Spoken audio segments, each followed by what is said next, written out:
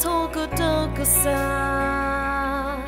nơ ta ghi ama u lơ quê bơ ngô nơ ta xuống ghi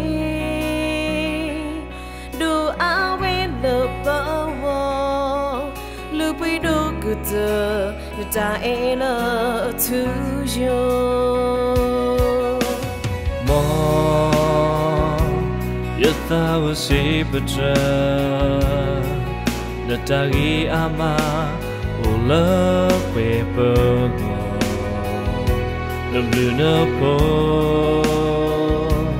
Tutola pepengo Ito dwa toki Dula weno Dula Yani wila pengo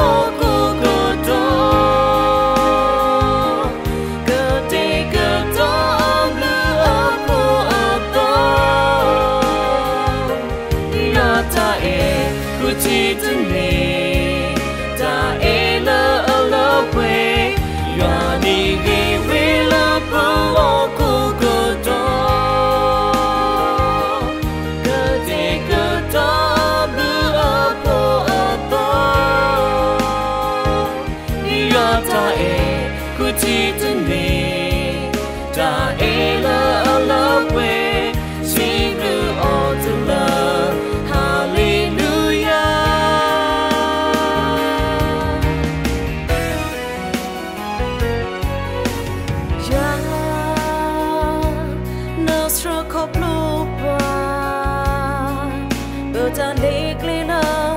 u bwe ta kiyo kasu ta tila Allah pli nasu sepa tu suda ya ni gi wila pa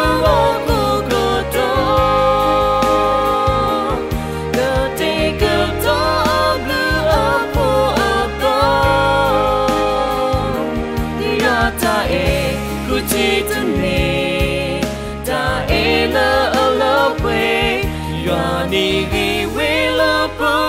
ku cơ to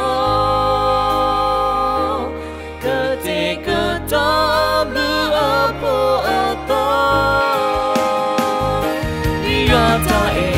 ku ti tu ne ta e la la we si ru o tu la hallelujah ya ni gi wila pa